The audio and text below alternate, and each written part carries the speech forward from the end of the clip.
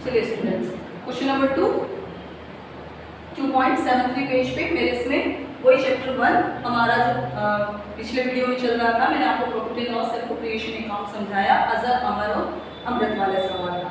अब उसमें उन्होंने आपसे दूसरी चीज क्या पूछी थी, साझेदारों की पूंजी खाते जब चल पूंजी हो और जब स्थिर पूंजी हो। तो पहले मैं आपको चल पूंजी अर्थात परिवर्तनशील पूंजी का बता रही हूँ। आपको हेडिंग डालनी है नंबर 1 करके, व्हेन कैपिटल इज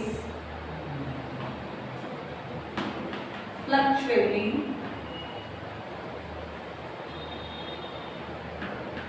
फ्लक्चुएटिंग इस तरह मैं रिपीट कर रही हूँ, आप देख रहे हैं FLUCTUATING।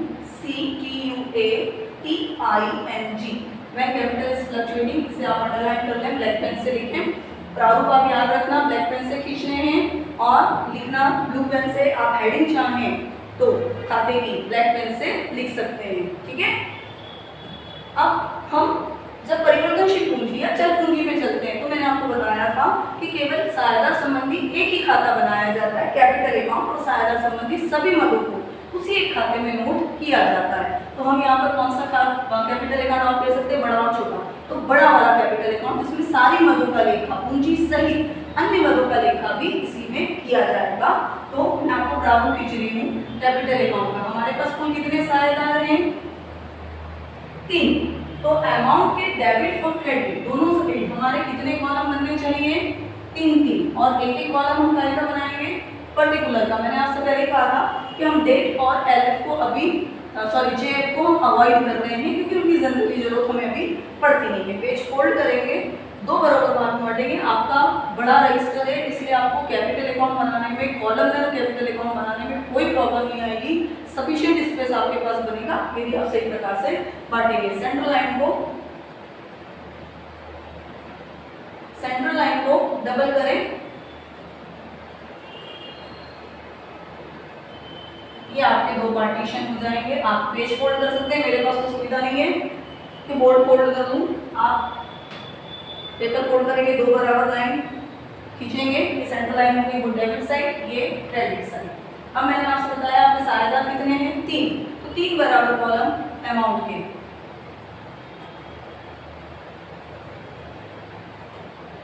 आप लोग स्केल की सहायता से एक जैसे 3 कॉलम खींच सकते हैं।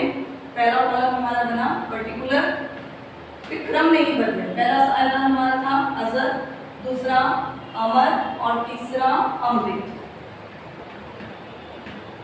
इधर सेम 3 कॉलम पर्टिकुलर, अजर और अमर, अमृत।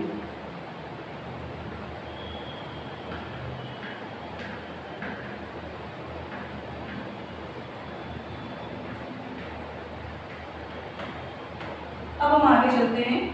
इस खाते की हेडिंग, कौन सा खाता बन रहा है हमारा, पार्टनर्स, अपोस्ट्रोफी एस लगाएंगे, कैपिटल अकाउंट। परिवर्तनशील पूंजी में एक ही खाता बन रहा है, ठीक है। कैपिटल अकाउंट की शुरुआत कैसे होगी, यदि आपको पुरानी पूंजी दी हुई हो साझेदार में तो इस खाते की शुरुआत होती है बैलेंस से। जैसा कि यहाँ आपको सेकेंड लाइन में दिया था, उन्होंने व्यापार में क्रमशः 6000, 4000 और 2000 पूंजी लगाई। ये पुरानी पूंजी ऑलरेडी दे रखी है, तो ये शुरुआत में पूंजी खाते का शेष कौन सा होता है, ऑलवेज क्रेडिट।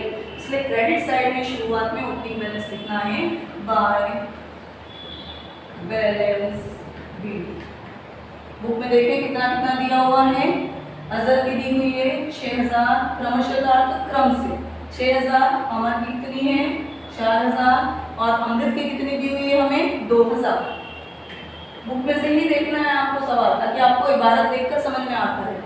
अब आप चाहें तो बुक पढ़कर इस खाते को बना सकते हैं और आप चाहें तो प्रॉफिट एंड लॉस एप्रोप्रिएशन के हिसाब से भी बना सकते हैं। आप सबने कॉपी में profit and loss appropriation account बना रखा, उसको देखें और उसकी सहायता से मैं यहाँ मदद कैसे नोट कर रही हूँ उस चीज़ को समझें। फिर मैं आपको बुक से समझाती हूँ।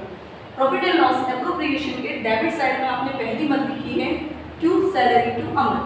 वो सैलरी फर्म के लिए खर्चा थी, तो साझेदार की नेचुरल सी बात है क्या है, इनकम। तो कौन सी साइड आ जाएगा, क्रेडिट साइड, बाय सैलरी। लेकिन वो सैलरी किसको मिली, अमृत को। तो अजर में डैश, अमर में भी डैश और किसको मिलनी है, अमृत को। तो अमृत के कॉलम में 500। मीन्स इस मद का अजर और अमर से कोई लेना देना नहीं है। चूंकि हमारा कैपिटल अकाउंट कॉलमनर है तो जिसके कॉलम से जो मद संबंधित हो वहां आप लिख दीजिए। क्लियर? आगे बढ़ते हैं। फिर डेबिट में आपने लिखा है टू नेट प्रॉफिट। कहाँ पर? Profit and loss appropriation account पे वहां प्रॉफिट डेबिट, तो यहाँ लाभों को क्या करेंगे? Credit by net profit. वहां जो बांटा था वो यहाँ कैरी फॉरवर्ड करना है। अजर को कितना दिया था आप अपनी कॉपी में देते हैं 2220। अमर को कितना दिया था? 1480। और अमृत को कितना दिया था? 740। क्लियर? अब आप क्रेडिट साइड जाए प्रॉफिट एंड लॉस एप्रोप्रिएशन की, वहां आपने क्रेडिट साइड कितना लिखा था? Interest on drawings. अगली मराद में देखिए बैलेंस तो वहां था उस खाते का, इसलिए हम यहाँ कैरी फॉरवर्ड नहीं कर सकते, लेकिन वहां पे उस खाते का दिया था हमने इंटरेस्ट ऑन ड्रॉइंग्स, उसकी पोस्टिंग जरूर यहाँ हमको लानी होगी। तो वहां बाय इंटरेस्ट ऑन ड्रॉइंग्स लिखा था वो डेबिट में यहाँ आएगा क्योंकि फर्म की इनकम थी तो साझेदार का पे। लेकिन हम ध्यान रखें कि इंटरेस्ट ऑन ड्रॉइंग से इट मींस शायद बुक में आहरण भी हो सकता है। तो अब हम एक बार मदों को पढ़ लें। अजर अमर साझेदार है 3 2 1 में लाभ हानि बांटते हैं, ये बढ़ गया। फिर उन्होंने व्यापार से 6000 4000 2000 पूंजी लगाई, नोट हो गई वो भी। फिर उसके बाद वर्ष 2017 में फर्म को लाभ हुआ, वो लाभ वहाँ बैलेंस शीट में चला गया, यहाँ उसका कोई काम नहीं। अमृत को 500 रुपये वेतन देगा या फर्म दे रही है, साझेदार की इनकम क्रेडिट आ गया। फिर उस वर्ष उन्होंने 1600 400 निजी व्यय के निकाले आहरण। आहरण को कैपिटल अकाउंट में कौन सी साइड लेते हैं? डेबिट। प्रारूप में मैंने आपको लिखवाया तो डेबिट साइड में लिखेंगे टू ड्रॉइंग्स। ड्रॉइंग्स की स्पेलिंग मेरे ख्याल से भूले नहीं होंगे आप लोग, DRAWINGS। ड्रॉइंग्स कितना है? पहले का 1000, दूसरे का 600 और तीसरे का आप बुक में देखते जाएं 400। क्लियर? ये हमने डेबिट लिख दिया। अब वहां से प्रॉफिट एंड लॉस अकाउंट की क्रेडिट साइड में क्या लिखा हुआ था आपका? इंटरेस्ट ऑन ड्रॉइंग्स को हम डेबिट साइड में पोस्टिंग करेंगे to interest on drawings. Short form लिखे आप फुल फॉर्म लिखेंगे। वहाँ कितना लिखा था आपने क्रेडिट साइड में? 200 100 और 140। सभी मदे कंप्लीट। अब कैपिटल अकाउंट बंद होगा। कैपिटल अकाउंट की शुरुआत भी बैलेंस से होती है और अंत भी बैलेंस से ही होगा। कैपिटल अकाउंट का फिक्स से क्रेडिट बैलेंस ही होता है, इट मींस इसकी क्रेडिट साइड ही सामान्य सभी दशाओं में क्रेडिट साइड की ज्यादा होगी। अतः डेबिट में एक लाइन छोड़ेंगे और क्रेडिट के हिसाब से टोटल कर देंगे। ऑलरेडी लाइन छूट रही है तो एक्स्ट्रा लाइन छोड़ने की कोई आवश्यकता नहीं। केवल अमाउंट की कॉलम में डबल लाइन होगी और ये खाता बदल करने की मेरी लाइन आगे तक चली जाएगी। यहाँ पर भी सेम प्रोसीजर।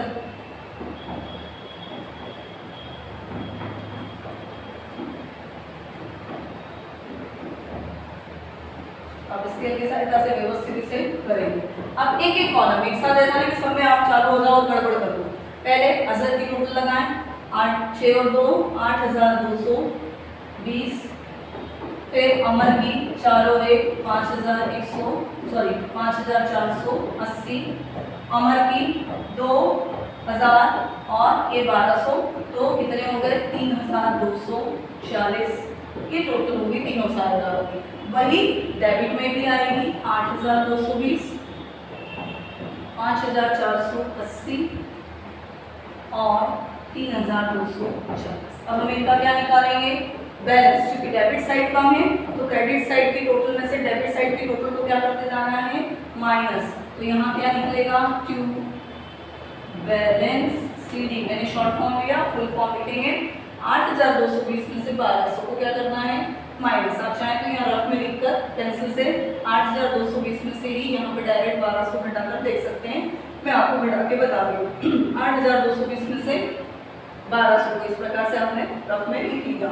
0 का 0, 2 में से 0 गया तो 2, फिर 2 में से 2 गया तो 0, 8 में से 1 गया तो 7020। नेक्स्ट 5480 में से कितना लेना है? 700।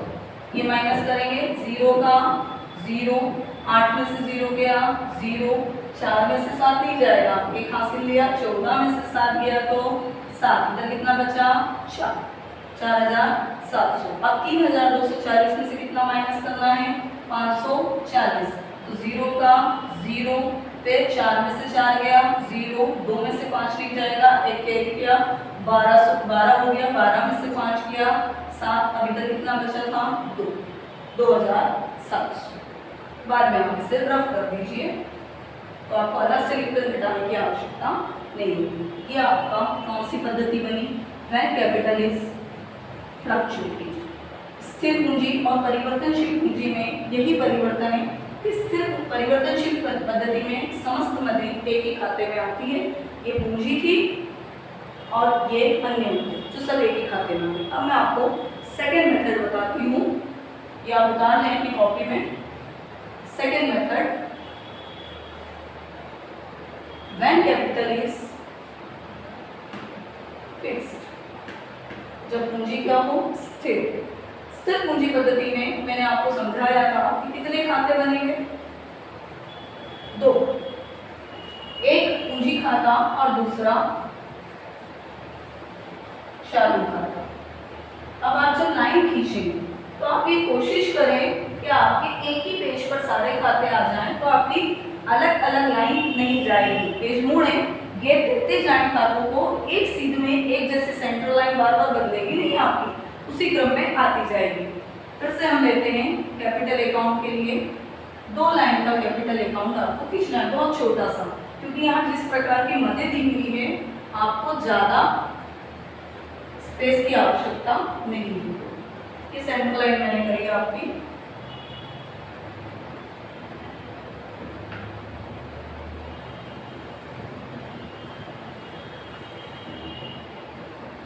ये 3 कॉलम हो गए मेरे।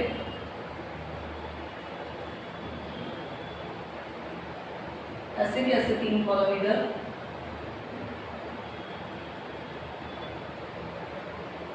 खाते का नाम, partners, capital.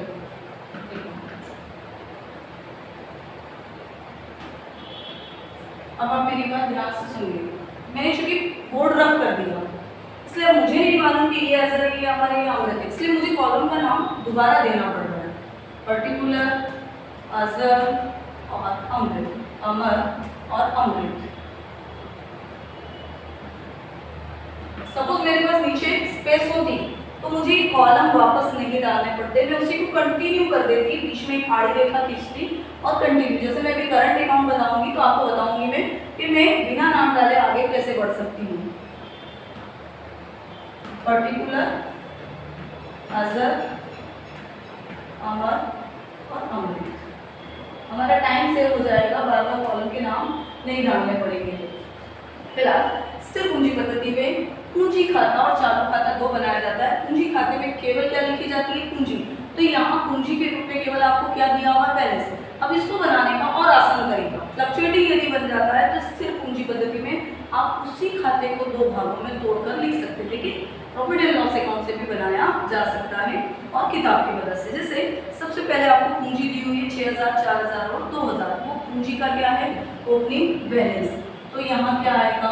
Bye balance B. अजर की हमें 6000 पूंजी दी हुई है, अमर की 4000 और अमृत की 2000। ये हमने नोट कर लिया। अब आपको देखना है कि पूंजी खाते में क्या आता है। इधर कुछ सायेदार और पूंजी लाया या किसी सायेदार ने स्थायी रूप से पूंजी निकाली तो केवल वही आता है बाय कैश या टू कैश के रूप में, बट यहाँ ऐसी कोई मद हमें सवाल में नहीं दी। तो बड़ा आसान से इसी एक लाइन में हमारा सवाल खत्म हो जाएगा। जो बाय बैलेंस विधि है वही बैलेंस विधि बन जाएगा। यही तो पूंजी खाते की विशेषता है कि इसमें सामान्यतः प्रति वर्ष पूंजी खाते का शेष कैसा रहता है? स्थिर रहता है। इसीलिए वापस से हमारी पूंजी कितनी की कितनी है? 6000, 4000 और 2000। अब आप इसे यहीं पर डबल लाइन कर दीजिए, अलग से वापस से टोटल लगाने की कोई आवश्यकता नहीं, क्योंकि सेम फिगर दोनों तरफ लिखा हुआ। ये खाता कैपिटल अकाउंट हमारा बन गया। अब सेकेंड अकाउंट इसके साथ बनेगा। स्थिर पूंजी पद्धति में बार बार मैं याद दिला रही हूँ कितने खाते बनाए जाते हैं? 2, एक पूंजी खाता और दूसरा चालू खाता। तो ये हमारा पूंजी खाता कंप्लीट। अब हम चालू खाता खींच रहे हैं। जो आपको बात बता रही थी कि मुझे कॉलम के नाम बार बार नहीं डालने पड़ेंगे। कैसे? मैंने इसी को कंटिन्यू एक सीध में कर दिया। ये मेरी आड़ी रेखा इस खाते को बंद करने की हो गई। ये मेरी आड़ी रेखा डबल खींच दूं मैं तो नया खाता चालू हो गया, जिसे मैं नाम दे सकती हूँ partners current account. Debit credit column के नाम दिए और अब मैं इस प्रारूप को कंटिन्यू कर सकती हूँ।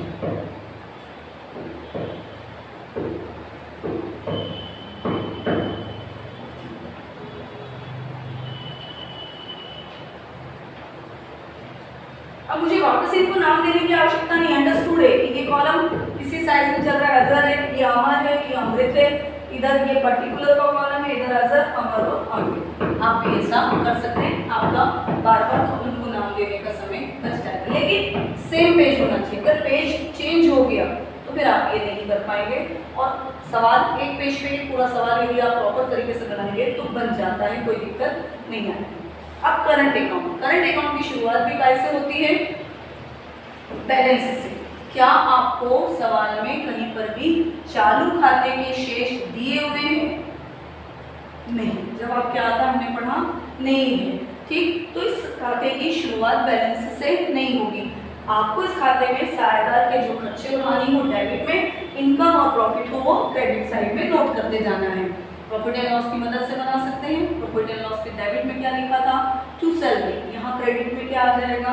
By salary. आप अपना पिछला कैपिटल अकाउंट देखो, फ्लक्चुएटिंग वाला, उसमें भी क्रेडिट में आपने लिखी है बाय सैलरी।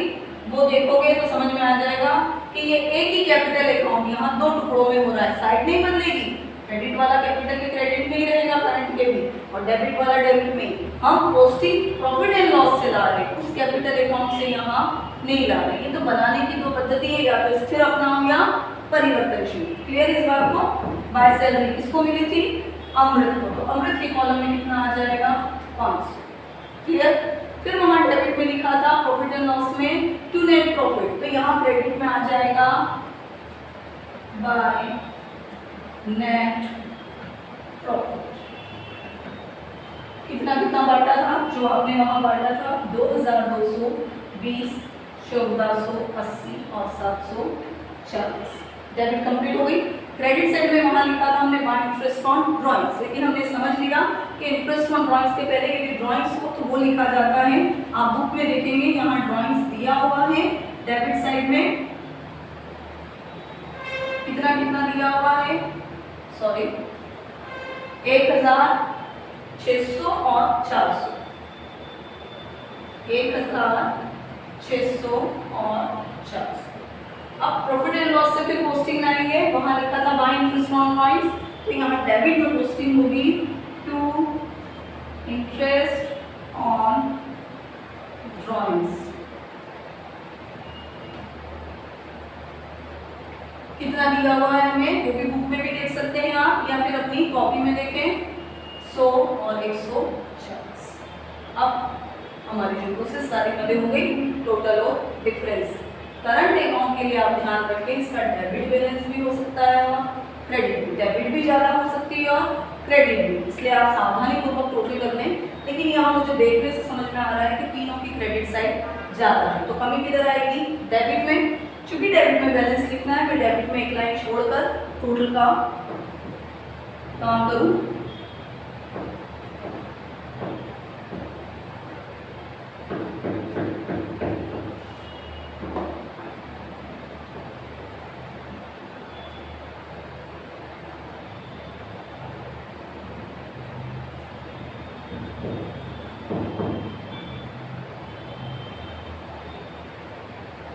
ये डबल लाइन हो गई। पहले हम क्रेडिट का टोटल लगा लें, क्योंकि क्रेडिट साइड मुझे ज़्यादा दिख रही है इसलिए, अदरवाइज डेबिट भी ज़्यादा हो सकती है और क्रेडिट भी। 1480, 2220 पहले का और तीसरे का 1240। सेम टोटल, चूंकि क्रेडिट ज़्यादा है इसलिए क्रेडिट साइड की टोटल डेबिट में भी होगी 2220, 1480 और 1240। अब वही काम डिफरेंस और बैलेंस, तो डिफरेंस निकालकर हम बैलेंस लिखेंगे टू बैलेंस CD 2220 में से कितना जाएगा? 1240 तो ये आपका कितना बचेगा 1020, डिफरेंस निकाल रही हूँ मैं। 1480 में से 700 को माइनस करेंगे तो 780 और 1240 में से 740 को माइनस करेंगे तो कितना बचेगा 700। अब आप ये चीज समझिए, ये फिक्स्ड मेथड, आपकी किसी भी दशा में कोई अलग मेथड नहीं है। इसके जो बैलेंस निकले हैं वो फ्लक्चुएटिंग के बैलेंस के अकॉर्डिंग ही निकले हैं, उसके इक्वल निकले हैं। वहाँ एक साथ बैलेंस लिखा है, यहाँ टुकड़े में लिखा है। समझने के लिए ध्यान से देखें कि उसी एक खाते के ये दो टुकड़े हैं फ्लक्चुएटिंग वाले कैपिटल अकाउंट के। फ्लक्चुएटिंग में आपका अजर का बैलेंस आया था 7020 बैलेंस सीडी, यहाँ वही बैलेंस दो टुकड़े में बदल गया, कैपिटल अलग हो गई और अन्य मदों का बैलेंस अलग हो गया। इसी प्रकार से अमर का हमारा बैलेंस आया था 4780, यहाँ वो दो टुकड़ों में बढ़ गया।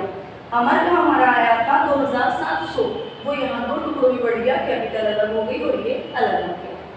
अगर वो एक खाता आप बना देते तो ये भी बड़ी आसानी से आप बना सकते हैं, या अलग अलग भी बनाकर आपको समझ में आया हो तो वैसे भी बना सकते हैं। ये आपका क्वेश्चन नंबर 2 कंप्लीट हुआ। अब आगे बहुत सारे ऐसे सवाल आएंगे जिसमें मैं आपको पूरे कंप्लीट अकाउंट नहीं बताऊंगी। इसमें main account profit and loss appropriation account में आपको बार बार चूंकि सवाल में ज़्यादातर वही पूछा है वही बनाऊंगी, इसलिए आप कैपिटल अकाउंट बहुत अच्छे से देख लें, समझ लें, प्रारूप को भी एक बार देखें और वहाँ से मदों को समझें। Thank you.